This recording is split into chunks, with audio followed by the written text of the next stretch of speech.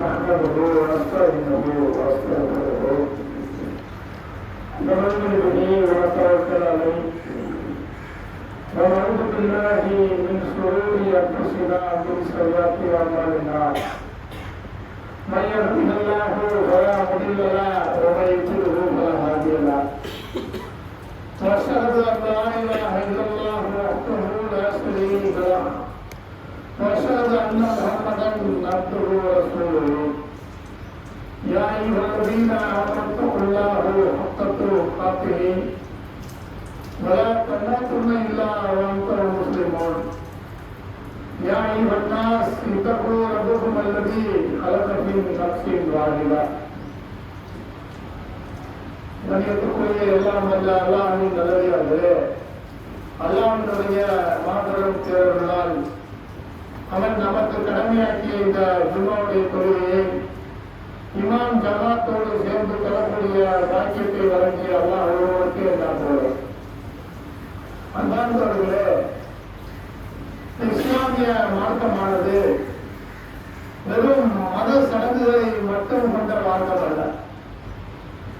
எப்படி இறைவனை வழிபட வேண்டுமோ, எப்படி இறைவனுக்கு செய்ய வேண்டிய கடமைகளை நாம் செய்ய வேண்டுமோ, அதே போல நாம் வாழக்கூடிய பகுதியில, நாம் வாழக்கூடிய ஊரிலே, நாம் வாழக்கூடிய நாட்டிலே நாமும் நம்மளால் ஆன முயன்ற அளவுக்கு நாமும் என்ன செய்ய வேண்டும், பல்வேறு காரியங்களை நாம் செய்ய வேண்டும் என்று திருமலை புராணம் நபிசல்லாஹு வழிமுறைகளை நாம் வலியுறுத்தும். எந்த அளவுக்கு அப்படின்னு சொன்னா, நாம் வாழக்கூடிய நாடுகளில் ஆட்சியாளர்களாக இருக்கக்கூடியவர்கள் இஸ்லாமிய ஆட்சியாளர்களாக இருந்தால் அவர்கள் அந்த நாட்டு மக்களுக்கு என்ன செய்ய வேண்டும், நன்மைகளை செய்ய வேண்டும், பல்வேறு வகையில நன்மையான காரியங்களை ஊக்குவிக்க வேண்டும் என்று இஸ்லாம் சொல்லும். ஆனால் இன்னைக்கு இஸ்லாம் என்று சொன்னாலே இன்னைக்கு என்ன செய்யறாங்கன்னா, மக்கள் அனைவருமே இது ஒரு வெறுக்கக்கூடிய ஒரு மார்க்கம் என்பது போல என்ன செய்யறாங்க, சித்தரிக்கிறாங்க.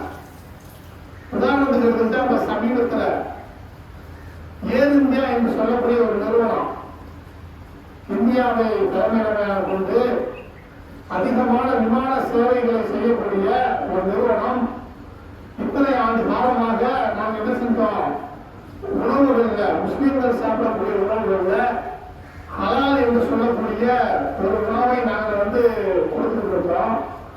இனிமேல் இந்த ஹலாலை நாங்கள் நிறுத்திவிட்டு முஸ்லீம்கள் எங்களுக்கு ஹலால் உணவு தான் வேண்டும் என்று சொன்னால் ஸ்பெஷல் மீல்ஸ் என்று ஒரு ஆடு செஞ்சாதான் அது ஹலாலாக வரும் அப்படி என்று ஒரு என்ன செய்யறாங்க, ஒரு அறிக்கை வெளியிட்டிருக்காங்க.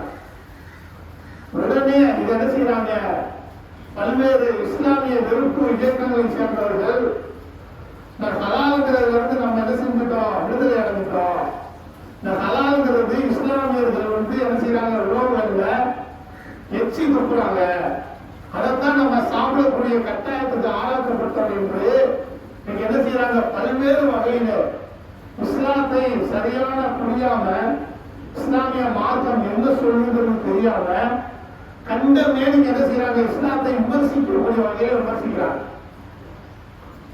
இந்த ஹலால் அப்படின்னு சொன்னா என்ன, ஹலால்ங்கிற உணவை கூட நம்ம பக்கத்துல இத்தனை ஆண்டு காலமாக வாழக்கூடியவர்கள் ஹலால்ங்கிற உணவு கூட தெரியாம இருக்கிறாங்க. நம்ம முஸ்லீம்களா இருக்கக்கூடிய நம்மளும் அதை பற்றி சொல்லாம இருக்கிறோம். ஹலால்னா என்ன அப்படின்னா, மாமிச அதாவது அசைவ உணவுகள் இருக்குல்ல, சைவ உணவு எல்லாமே ஹலால் தான். அசைவ உணவுகளாக இருக்கக்கூடிய ஆடு, மாடு, கோழி இந்த மாதிரியான விஷயங்கள்ல என்ன செய்வாங்க அப்படின்னு சொன்னா, சரியான முறையில அந்த கழுத்து பகுதியிலும் அந்த பல்வேறு நரம்புகள் சேர்ந்த அந்த கழுத்து பகுதியில சரியான கூர்மையான கத்தியை வைத்து அறுப்பாங்க. இறைவனுடைய திருப்பெயரால் பிஸ்மில்லாஹ் சொன்னா, இறைவனுடைய திருப்பெயரால் இந்த பிராணியை நான் அறுத்து முன்னுகிறேன் அப்படிங்கிற ஒரு நியத்தோட அறுப்பாங்க. அப்படி அறுக்கிறதுனால என்ன ஆகுதுன்னா, அதுல இருக்கக்கூடிய ரத்தம் முழுமையாக வெளியேறும். அந்த பிராணிக்கும் வலி தெரியாது. செஞ்சு நம்ம சாப்பிடறதுனால நம்மளுடைய உடல்நிலைக்கு நல்லது. நம்ம சொல்லல, மருத்துவ உலகம் சொல்லுது. ஹலால் முறையில் சாப்பிடக்கூடிய உணவு உடல்நிலைக்கு பாதுகாப்பானது, உடல்நிலைக்கு உகந்ததாக இருக்கு, பல்வேறு நோய்கள்ல இருந்து இது பாதுகாக்கப்படுது அப்படின்னு சொல்லிட்டு மேலை நாடுகளை சேர்ந்து இன்னைக்கு மருத்துவ உலகம் சொல்லியிருக்கிறாங்க, நிரூபிச்சிருக்கிறாங்க. நம்ம ஏன் எங்கேயோ போற, இன்னைக்கு உலகத்திலேயே பெரிய கோடீஸ்வரராக இருக்கக்கூடிய ஏலன் மாஸ்க் இன்னைக்கு ட்விட்டருடைய அதிபதியாக இருக்காங்கல்ல, இன்னைக்கு இணையதளங்களுடைய முக்கியமான இருக்கக்கூடிய ட்விட்டருடைய அதிபதி ஏலன் மாஸ்க் சொல்றாரு, நான் சாப்பிடக்கூடிய உணவு ஹலாலான உணவை நான் சாப்பிடுறேன்னு சொல்றேன். அவர் யார்? முஸ்லீம் தான். அவர் எவ்வளவு பெரிய ஆய்வாளர், அவருடைய அந்த விஷயத்துக்கு நம்ம போல. எவ்வளவு பெரிய ஆய்வாளர், பெரிய பணக்காரர், இந்த உலகத்தையே தன்னுடைய நிறுவனத்துல கட்டி போட்டவர். அவர் சொல்ற, நான் ஹலாலான உணவை நான் விரும்பி சாப்பிடுறேன், அதுதான் என்னுடைய உடலுக்கு நல்லதா இருக்குன்னு சொல்றார். அப்ப இப்படி இவ்வளவு பெரிய அறிஞர்கள் எல்லாம் சொல்லும் பொழுது இஸ்லாத்தை எதிர்க்கக்கூடியவர் என்ன சொல்றாங்க? இஸ்லாத்தின் மீது கொண்ட விருப்பனால இஸ்லாம் எந்த ஒன்றை சொன்னாலும், மனித குலத்துக்கு எந்த ஒன்றை நல்லதாக எடுத்து சொன்னாலும் அதை நம்ம விமர்சிக்கலாம். இஸ்லாத்தை என்ன செய்யணும், இந்த உலகத்துல வளர விடக்கூடாது அப்படிங்கிறாங்க. அதே போல பாருங்க, இஸ்லாம் இந்த உலகத்துல தீமை நடக்கக்கூடாது, தீமையான காரியங்கள் நடந்துடக்கூடாது அப்படிங்கிறதுக்காக என்ன செய்யுது, பெண்களாக இருக்கக்கூடிய நீங்க என்ன செய்யுங்க, உங்களுடைய உடைகளை கொஞ்சம் என்ன செய்யுங்க, அதிகமான பகுதியை மறைச்சுக்கிறீங்க. கை முகத்தை மட்டும் நீங்க பெரிய கையும் முகத்தை மட்டும் நீங்க வெளியே காட்டி மற்ற பகுதிகளை மறைங்க அப்படின்னு சொல்லுது. இன்னைக்கு சமீப காலத்துல ஆப்கானிஸ்தான்ல இஸ்லாமிய ஆட்சின்னு ஒரு ஆட்சியை அறிமுகப்படுத்துறாங்க. நமக்கு தெரியும், அந்த இஸ்லாமிய ஆட்சின்னு அறிமுகப்படுத்த எவ்வளவு பெரிய விமர்சனத்தை இந்த சமூக ஊடகங்கள்ல வச்சாங்க. ஐயோ, ஆப்கானிஸ்தான் என்ன ஆச்சு, என்ன ஆக போகுதோ, அங்க இருக்கக்கூடிய மக்கள் எல்லாம் எவ்வளவு சிரமப்பட போறாங்க, எவ்வளவு கஷ்டப்பட போறாங்க அப்படி என்று காவலாம் கத்துனாங்க. ஆனா இன்னைக்கு என்ன நடந்தது? என்ன இஸ்லாமிய பள்ளிக்கூடங்களை அமைச்சிருக்கிறாங்க. ஆண்களுக்கு தனி ஸ்கூல், பெண்களுக்கு தனி ஸ்கூல், தனி அறை என்று வச்சிருக்காங்க. அதே போல ஆணை கட்டுப்பாடு வச்சிருக்காங்க. இதனால மக்களுக்கு நன்மையா தீமையா? இப்ப ஆண்களா இருக்கக்கூடிய நம்ம ட்ரெஸ் பண்றோம், ஆனா பெண்களா இருக்கக்கூடியவங்க ஆண்கள் மாதிரி கூட ட்ரெஸ் பண்ணாம அதை விட ஆணை குறைச்சு ட்ரெஸ் பண்றாங்க. இது நன்மையா தீமையா? சாதாரண ஒரு விஷயத்தை கூட என்ன செய்யறாங்க, துணியான மக்களா இருக்கிறாங்க. நீங்க எடுத்துக்கிறீங்களா, உதாரணத்துக்கு எடுத்துருங்க, சினிமாக்கள் இருக்கலாம். அதாவது கலாச்சார சீரழிவுக்கு வழிவகுக்கக்கூடிய சினிமா தரப்புல டிக்கெட் கவுண்டர்ல கூட என்ன செய்யறாங்க, ஆண்களுக்கு தனி வழி, பெண்களுக்கு தனி வழி வச்சிருக்காங்க. ஏன் வைக்கிறாங்க? சாதாரண ஒரு 5 நிமிஷம் டிக்கெட் எடுத்துட்டு போறதுக்கு பெண்களுக்கு தனி வழி, ஆண்களுக்கு தனி வழி வச்சிருக்கீங்க. அதே போல பெரிய பெரிய கோயில்கள்ல, பெரிய பெரிய சர்ச்சுகள்ல, திருப்பதி தேவஸ்தானத்துல எல்லாம் பாருங்களேன், ஆண்களுக்கு தனி வழி, பெண்களுக்கு தனியா தனி வழி வைக்கிறீங்க. ஏன் வைக்கிறீங்க? அப்ப அதனால பிரச்சனை வருது உங்களுக்கு தெரியுதுல. அதனால ஆணும் பெண்ணும் கலந்து இருக்கிறதுனால பக்தி, அதாவது சாமி கூட போற இடத்துல கூட ஒரு தவறு நடக்கும், மனிதனுடைய அந்த திசை திருப்பம் உங்களுக்கு நல்லா தெரிஞ்சுக்கிட்டு செய்வீங்க. அப்ப இஸ்லாம் மட்டும் என்ன செய்யுது, இஸ்லாம் நீங்க என்ன செய்ய வேண்டிய வாழ்க்கை ஃபுல்லா நீங்க வாழக்கூடிய பகுதியில் ஆண்கள் பெண்களும் கலந்துருக்காங்க. ஆண்கள் ஆடை கட்டுப்பாட்டோடு இருக்கும்போது பெண்கள் கூடுதலாக ஆடையோடு இருங்க இப்படின்னு சொல்லும் பொழுது அப்ப மட்டும் என்ன செய்யறாங்க, இஸ்லாம் அப்படி சொல்லுது, இஸ்லாம் பெண்களை அடிமைப்படுத்துது, இஸ்லாம் பெண்களுடைய படிப்பறிவை பதிக்குது, இப்படி எல்லாம் தாழ்வானத்தனமாக கத்துறாங்க. அப்ப இவர்களுக்கு என்ன பிரச்சனை அப்படின்னு சொன்னா, எதை சொன்னாலும் இஸ்லாமிய பேர்ல சொல்லக்கூடாது. ஆனால் இஸ்லாமிய மார்க்கம் என்ன சொல்லுது, மக்கள் அனைவரும் நன்மையாக இருக்கணும், நல்ல மக்களாக இருக்கணும், தவறு செய்யாதவர்களாக இருக்கணும், நம்ம பகுதியில் எந்த ஒரு பிரச்சனையும் வராமல் இருக்கணும், பாலியல் ரீதியாக பிரச்சனை வராமல் இருக்கிறதுக்காக இதை செய்துங்கிறத அந்த கண்ணோட்டத்தை அந்த யோசிக்கவே மாட்டாங்க. மக்கள் இருக்கிற வரைக்கும் என்ன செய்யணும், நம்ம தொடர்ச்சியாக அந்த பிரச்சாரத்தை செஞ்சுட்டே இருக்கணும். அதுக்கப்புறம் பாருங்க இஸ்லாம் மக்களுக்கு என்ன சொல்லுது அப்படின்னா, சரியான நீதியான ஒரு வழிமுறை நடக்கணும்னு சொல்லுது. சாதாரண ஒரு நீதித்துறையா இருந்தாலும் சரி, இல்ல வந்து பெரிய நீதிமன்றமா இருந்தாலும் சரி, ஒரு சின்ன ஒரு சாதாரண பஞ்சாயத்தா இருந்தாலும் சரி, நீங்க என்ன செய்யுங்க, மக்களோட நீதியா நடங்க. இவரு வந்து நம்ம ஜாதி, இவரு நம்ம மதம், இவரு நம்ம இப்படிங்கிற விஷயத்தை நீங்க பார்க்காதீங்க அப்படிங்கிறது ரொம்ப கடுமையாக சொல்லுவோம். ஏன்னா இதுதான் முக்கியமானது. ஒரு மனிதன் வந்து இந்த உலகத்துல வாழ்றதுக்கு நீதித்துறைகளும் நம்ம பக்கத்துல இருக்கக்கூடிய மக்கள் வந்து இந்த மாதிரியான பாலியல் பிரச்சனைகள் இருக்கிறதும் போதை இல்லாத சமுதாயத்தை வந்து கட்டமைக்கிறது தான் இன்னைக்கு நமக்கு முக்கியம். இன்னைக்கு இதெல்லாம் நம்ம நாட்டுல இல்லாதனாலதான் இன்னைக்கு நம்ம பல்வேறு பிரச்சனைகளை நம்ம சந்திச்சிருக்கோம். நீங்க பாருங்க நம்ம நாட்டுடைய நீதி எப்படி இருக்கு பாருங்க. நம்ம நாட்டுல நீதி இன்னைக்கு எப்படி இருக்கு நீ பாருங்க. சமீபத்துல கர்நாடகாவில் என்ன செஞ்சாங்க, கர்நாடகாவில் இருக்கக்கூடிய ஒரு மாநிலத்துல, கர்நாடகா ஒரு சின்ன ஊர்ல முஸ்லீம்கள் அதிகமாக வாழக்கூடிய பகுதியில ஒரு பள்ளிவாசல், அந்த பள்ளிவாசல இரவு நேரத்துல இஸ்லா தொழுகைகள் முடிஞ்சதுக்கு அப்புறம் பள்ளிவாசலை அடைச்சிட்டு என்ன செய்யறாங்க, முஸ்லீம்கள் தான் வீட்டுக்கு போயிடுறாங்க. ஒரு சில முத்தவர்கள், ஒரு சில நிர்வாகிகள் மட்டும் இருக்கிறாங்க. திடீரென்று இன்று சன்பரிவாரத்தை சேர்ந்தவர்கள் பள்ளிவாசலுக்கு வர்றாங்க. வந்து என்ன செய்யறாங்க, ஜெய் ஸ்ரீராம் ஜெய் ஸ்ரீராம் அப்படின்னு சொல்றாங்க. உடனடியாக இந்த செய்தியை கேள்விப்பட்டு போலீஸ்ல புகார் அளிக்கப்படுது. போலீஸ்காரங்க என்ன செய்யறாங்க, கரெக்டா வந்து சிசிடிவி கேமரா மூலமாக விசாரிக்கிறாங்க. கரெக்டா அந்த அக்யூஸ்ட் குற்றவாளிகளை அரெஸ்ட் பண்றாங்க. கரெக்டா அரெஸ்ட் பண்ணிருக்காங்க. பெரிய பாராட்டுக்கூடிய விஷயம். என்ன அவர்கள் மேல கேஸ் போடுறாங்க.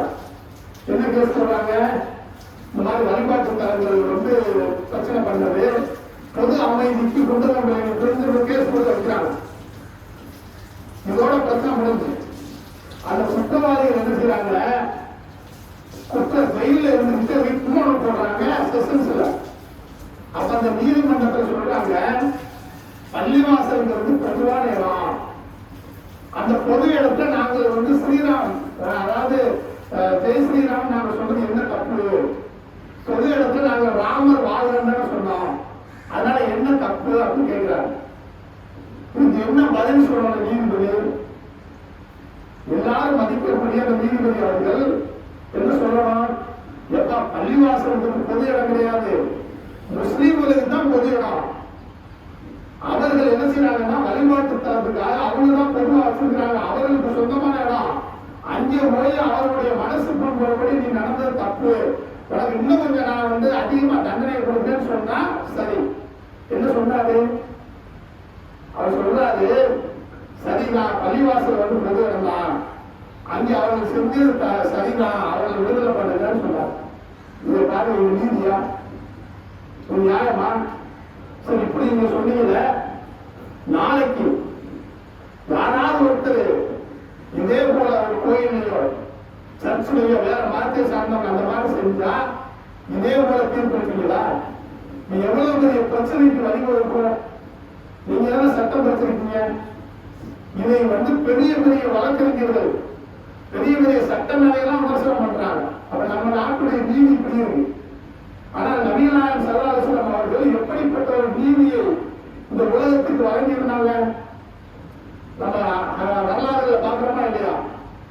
நபி ஸல்லல்லாஹு அலைஹி வஸல்லம் அவர்கள் என்ன செஞ்சாங்க, ஒரு யூதருக்கும் ஒரு இஸ்லாமியருக்கும் பிரச்சனை, ஒரு இட விஷயத்துல அந்த இஸ்லாமியர் அந்த அன்சாரி தோழர் ரசூலுல்லாஹ் ரொம்ப நெருங்கின தோழர், ரெண்டு பேரும் பிரச்சனை ரசூலுல்லாஹ்ட்ட வருது. நபி ஸல்லல்லாஹு அலைஹி வஸல்லம் சொல்றாங்க, யாருக்கு ஆதாரம் இருக்கு, யாருடைய இடம் அப்படின்னு கேட்கும் பொழுது அன்சாரி தோழர் சொல்றாங்க என்னுடைய இடம். இந்த யூதர் சொல்றாரு இல்ல இது என்னுடைய இடம் அப்படின்னு சொல்லிட்டு அவருக்கு டாக்குமெண்ட் கொடுக்குறாரு. உடனே நபி ஸல்லல்லாஹு அலைஹி வஸல்லம் அவர்கள் என்ன செஞ்சாங்க, முஸ்லீம்கள் மெஜாரிட்டியா இருக்கக்கூடிய நேரம் யூதர்கள் ரொம்ப ரொம்ப சிறுபான்மையா இருக்காங்க, திறன்மிட்டு எண்ணக்கூடியவர்களா இருந்தாங்க. ஆனாலும் நபி ஸல்லல்லாஹு அலைஹி வஸல்லம் அவர்கள் ஆதாரம் அவங்க பக்கம் இருக்கு, இடம் அவருக்கு தான் சொந்தம் கொடுத்து கொடுக்கிறார். இதுதான் நீதி. நீதி எப்படிப்பட்ட நீதி? நபி ஸல்லல்லாஹு அலைஹி வஸல்லம்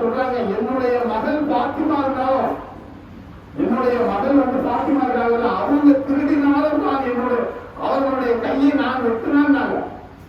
எப்படிப்பட்ட நீதி! எந்த சமரசமும் கிடையாது. யார் வந்தாலும் சரி, என்னுடைய பலத்தில் குற்றவாளி யார், நிரபராதி யார், யார் பக்கம் ஆதாரம் இருக்கோ அவங்க பக்கம் தான். இப்படிப்பட்ட ஒரு நீதித்துறையை கட்டமைத்தவர்கள் நம் சொல்லாங்க. அதுபோல இந்த உலகத்துக்கு பல்வேறு இதெல்லாம் பார்த்துட்டாங்க. இந்தியா சுதந்திரம் அடைந்து நிறைய பேர் கேட்கிறாங்க, இந்தியா சுதந்திரம் அடைஞ்சிருச்சு, நம்ம நாடை எப்படி அமைக்கிறோம், எப்படி கட்டமைக்கிறோம்? உடனே ஜவஹர்லால் நேரு அவர்களும் அண்ணல் காந்தியடிகள் அவர்களும் என்ன சொன்னாங்க, உமருடைய ஆட்சி தான் நம்ம நாட்டில் வேணும். உமருடைய ஆட்சி யாருடைய ஆட்சி? உமருக்கு யார் ஆட்சியை கொடுத்தது? அல்லாவும் அல்லாவுடைய தூதரும் சொன்ன அந்த ஆட்சியை தான் உமருடைய ஆட்சி. அரபு நாட்டு சட்டங்கள் தான் இன்னைக்கு இந்தியாவுக்கு வேணும். இன்னைக்கு நினைக்கிறாங்க சங் பரிவாரங்களே இன்னைக்கு தன்னை அறியாம சொல்றாங்களா இல்லையா? நாட்டுல கற்பழிப்பு நடக்குது, கொலை நடக்குது, கொள்ளை நடக்குது, இவங்களால எதுவும் பண்ண முடியல. அரபு நாட்டில் இருக்கக்கூடிய கடுமையான சட்டங்கள் வேணும்னு சொல்றீங்கள, அந்த அரபு நாட்டு சட்டங்கள் யாரு கொடுத்தா? இஸ்லாம் கொடுத்தா இல்லையா? அவங்க நினைச்சாங்க தன்னை அறியாம பேசுகிறாங்க. ஆனால் அதுதான் யதார்த்த உண்மைங்கிறது என்ன மறக்கிறாங்களா இல்லையா? நம்ம என்ன செய்யணும்? இன்னும் நம்மளுடைய பிரச்சாரம் என்ன நீங்க நம்ம நாடு போல போக்கு ரொம்ப மோசமான போக்கா இருக்கு. நம்ம என்ன செய்யணும்? இன்னும் நம்ம இஸ்லாத்துடைய சமத்துவத்தையும் சகோதரத்துவத்தையும் இஸ்லாம் சொல்லக்கூடிய நம்மளுடைய எல்லா மக்களுக்கும் சொல்லக்கூடிய அனைத்து உரிமைகளையும் நம்ம என்ன செய்யணும்? அனைத்து மக்களிடத்தையும் நம்ம எடுத்து கொண்டு போய் சேர்க்க வேண்டும் என்று சொல்லி என்னுடைய இந்த முதல் உரையை நிறைவு செய்கிறேன்.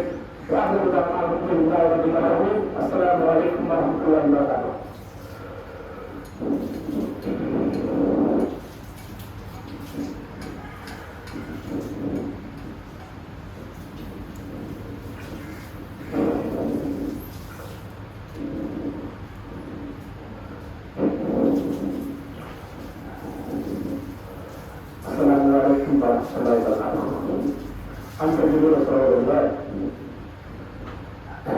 நாம் வாழக்கூடிய அந்த நாடு ஒரு மத சார்பற்ற நாடு. இந்த நாட்டில்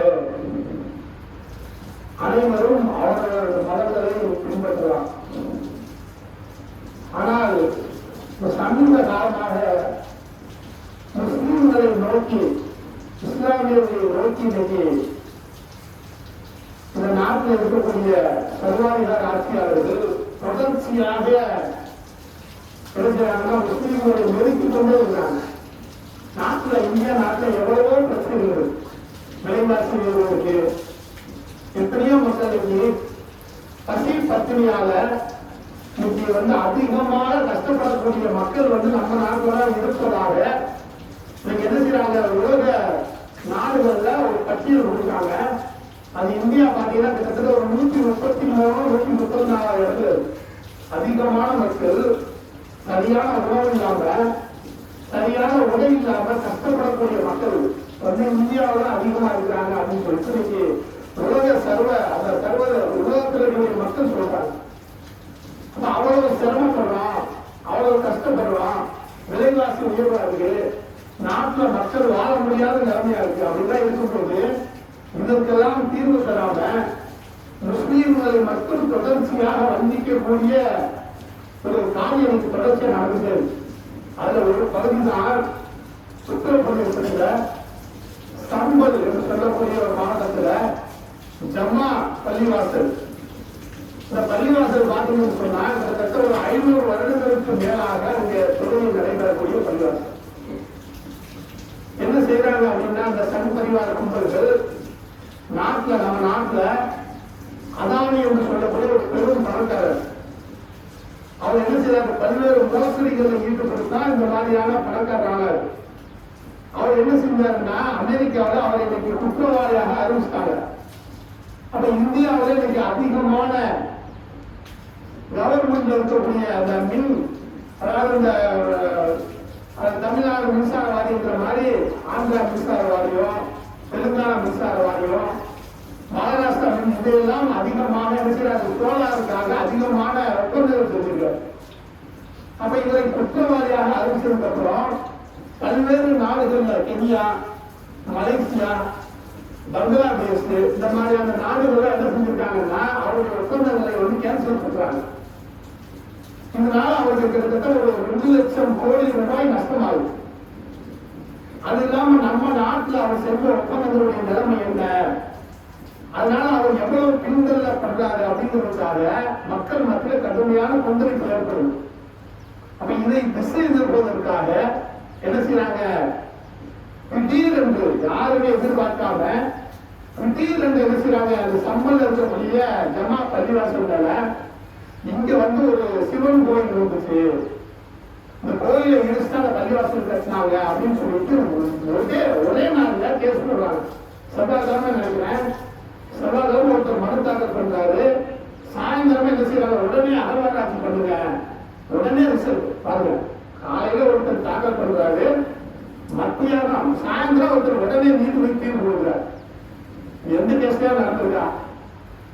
நம்ம நாட்டில் இருக்கக்கூடிய சுப்ரீம் கோர்ட் நீதிபதி சந்தோஷ் அவர்கள் என்ன சொன்னார் அப்படின்னா, ஒரு பிரஸ் மீட்ல சொல்றாங்க, இந்தியாவில் இருக்கக்கூடிய பெண்டிங் கேஸ் இருக்குல்ல, அதாவது பெண்டிங் கேஸ்னா நிலுவையில் இருக்கக்கூடிய கேஸ் மட்டும் சரியான முறையில் விசாரித்து நம்ம தீர்ப்பு சொல்றதா இருந்தா 400 வருஷம் ஆகும் அப்படிங்கிறாரு. ஆனா முஸ்லீம்கள் மேல பள்ளிவாசல் மேல கேஸ் போட்ட உடனே 4 மணி நேரத்தில் தீர்ப்பு கொடுக்குறாங்க. உடனடியாக அந்த கும்பல் உடனடியாக போகுது. இதை கேள்வி அந்த பகுதியில் இருக்கக்கூடிய முஸ்லீம்கள் என்னடா நேற்று வரைக்கும் தொடர்பு நடைபெற்றுச்சு, திடீரென்று பள்ளிவாசல் நோக்கி வராங்கன்னு சொல்லிட்டு பதவி போய் நம்ம இடத்தை பாதுகாப்பதற்காக சின்ன சூழ்நிலை என்று ஒரு போராட்டம் நடத்துறாங்க. அவர்களை நோக்கி உடனே பிற்பாய்ப்பு சொல்றாங்க. எவ்வளவு பெரிய அநியாயம் பாருங்களா? நாடு வந்து எதை நோக்கி போகுது? இந்த நாட்டில் வந்து வழிபாட்டு தல பாதுகாப்பு சட்டம் ஒரு சட்டம் போடாங்களா இல்லையா? அந்த சட்டத்தை பத்தியாவது தெரியுமா? அந்த சட்டம் வந்து நிலுவையில இருக்கா இல்லையா?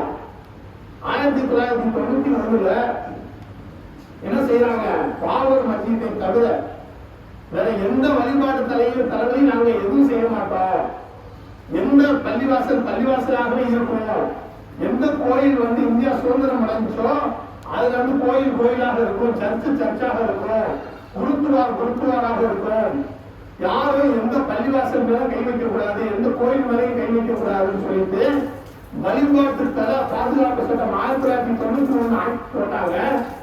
அது எல்லாம் நினைவுகளுக்கானே தெரியல, நீதிபதி டக்கு தீர்ப்பு போடுறாங்க.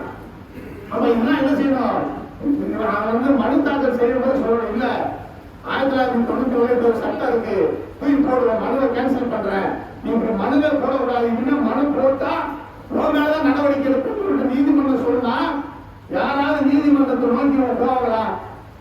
அப்ப என்ன செய்வீங்க, என்ன நடக்குது? அப்ப தொடர்ச்சியாக முஸ்லிம்கள் மேல நீங்க கை வைக்கிறாலும் என்ன செய்ய போறோம், என்ன நினைக்கிறீங்க? இதை நம்ம என்ன செய்யணும் அப்படின்னா, பக்கத்தில் இருக்கக்கூடிய அனைத்து இந்து சோழர்களும் நம்ம என்ன சொல்றோம்னா, இவங்க தொடர்ச்சியா இதை செஞ்சுட்டே இருக்கிறாங்க. கேள்வி கேட்க வேண்டியது நீங்க தான். நாங்களும் என்ன செய்யறோம், எங்களால எவ்வளவு பொறுமை காக்க முடியுமோ, எவ்வளவு அடக்குமுறைகளுக்கு ஆளாக்க முடியுமோ அந்த அளவு நாங்கள் அடக்குமுறைக்கு ஆளாகி பொறுமையாக இருக்கிறோம். இது நம்ம நாடு, நாம் அனைவரும் சேர்ந்து உருவாக்கிய இந்த நாடு. நாடு அமைதியாக இருப்பதற்காக நீங்க அனைத்து முஸ்லீம்களும் அமைதியாக இருக்கிறாங்க. ஆனால் இந்த அமைதி எது வரைக்கும் நீடிக்கின்றது யாருக்கு தெரியும்? அதனால நம்ம சுற்றி இருக்கக்கூடிய முஸ்லீம் அல்லாத சகோதரர்கள் என்ன செய்ய, இவர்களை நோக்கி நீங்க கேள்வி கேளுங்க, ஏன் இப்படி எல்லாம் பண்றீங்க? பக்கத்து நாடுங்க, பாகிஸ்தான் ஒரு நாடு, அந்த நாட்டை எதிர்க்கிறீங்க. அந்த நாட்டுல முழுக்குவாரா வந்து ஒரு பள்ளிவாசலை இடிச்சுதான் கட்டப்பட்டது நிரூபிக்கப்பட்டுச்சு. ஆனால் அங்க இருக்கக்கூடிய நீதிமன்றங்களும் அந்த இருக்கக்கூடிய ஆட்சியாளர் என்ன சொன்னாங்க, அந்த முழுக்குவாரம் மேல யாரும் கை வைக்க கூடாது. அது எப்போ நடந்துச்சு விட்டுங்க. இன்னைக்கு அது குருக்குவாராக இருக்கட்டும், பள்ளிவாசல் கட்டது அனுமதிகள் சொன்னாங்களா இல்லையா? நம்ம பக்கத்து நாடு. அதே போல பங்களாதேஷ்ல சமீபத்தில் கலவரம் நடக்கும் போது எத்தனை முஸ்லீம் இளைஞர்கள் கோயில்களை போய் பாதுகாத்தாங்களா இல்லையா? எங்க சகோதரருடைய கோயில்களில் யாரும் கை வைக்க கூடாது, தன்னுடைய உயிரை கொடுத்து பாதுகாத்தாங்க. ஆனால் இன்னைக்கு என்ன நிலைமை, நம்ம வாழக்கூடிய மதசார்பற்ற நாடு என்ன செய்யறாங்க, இந்த பொய் பிரச்சாரங்கள் மூலமாக நம்ம நாட்டுடைய பிரச்சனைகளை திசை திருப்புவதற்காக என்ன இந்த சங் பரிவாரங்கள் தொடர்ச்சியாக முஸ்லிம்கள் மேல இந்த மாதிரி செய்யறாங்க. அதனால என்ன செய்ய நம்ம எல்லோரும் அண்ணன் தம்பிகளாக எதிர்த்து நின்றால்தான் இவர்கள் என்ன செய்ய இவருடைய கூட்டத்தை அடக்க முடியும். என்ன செய்யுங்க, அதிகமான மக்கள் சிறுவீங்க, இவர்களுக்கு எதிராக என்ன செய்யுங்க, ஒரு நல்ல ஒரு எதிர்ப்பை நீங்க வந்து தெரியுங்கிறத சொல்லி இந்த சும்மாவுடைய உரையை நிறைவு செய்கிறேன். வாசல் அளவுக்கு இல்லாதமே. அஸ்ஸலாமு அலைக்கும் வரஹ்மத்துல்லாஹி வபரகாத்துஹு.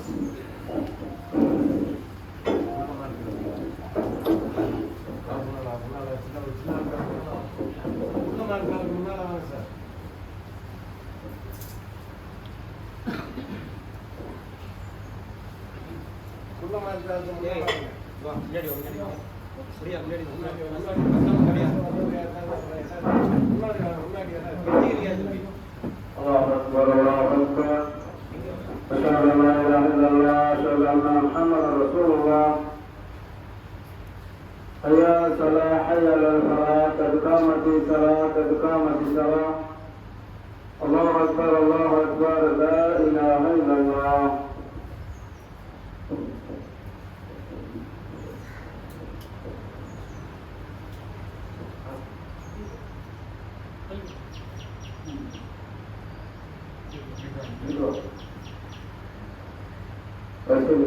Ini aku bersama dengan itu. Kuliah terbatas tersebut.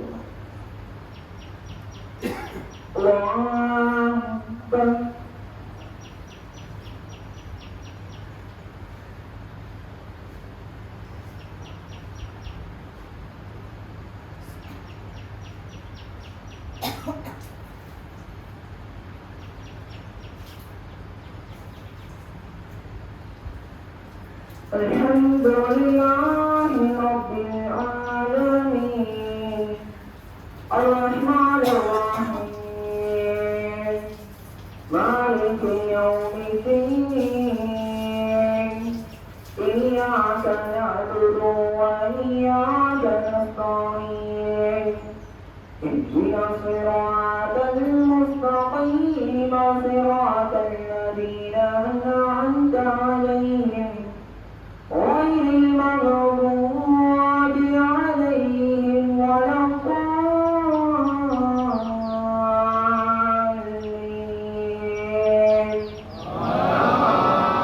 آمين. سبح اسم ربك الأعلى الذي خلق فسوى والذي قدر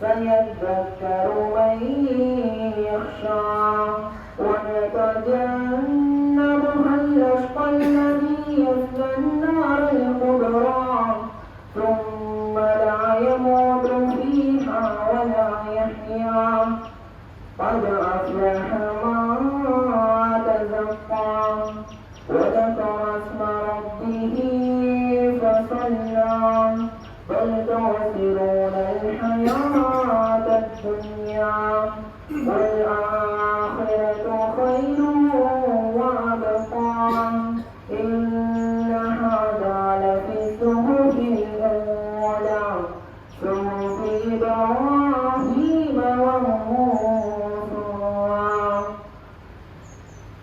الله أكبر.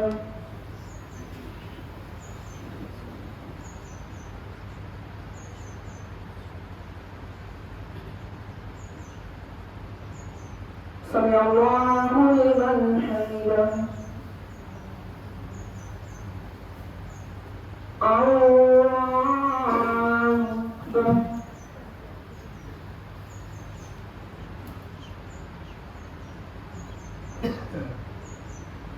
الله أكبر. الله أكبر.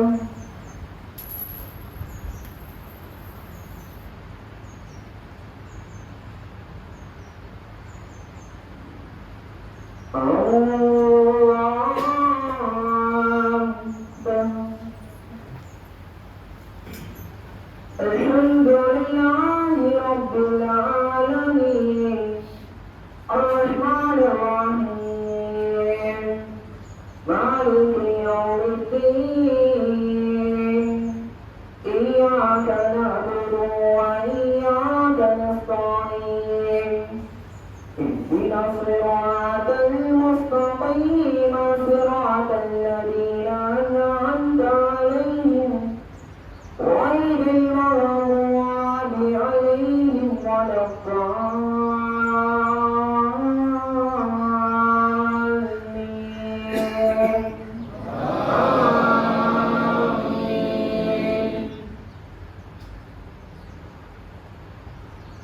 أفلا ينظرون إلى الإبل كيف خلقت وإلى السماء كيف رفعت وإلى الجبال كيف نصبت وإلى الأرض كيف سطحت فذكر إنما أنت مذكر لست عليهم بمسيطر إلا من تولى وكفر فيعذبه الله العذاب الأكبر إن إلينا إيابهم ثم إن علينا حسابهم.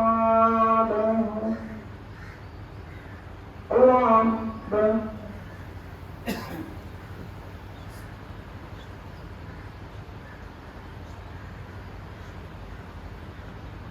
سمع الله لمن حمده. الله أكبر.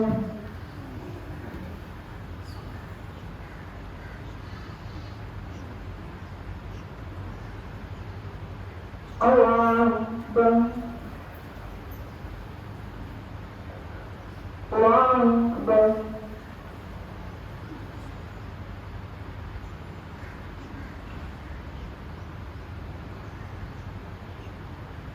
الله أكبر.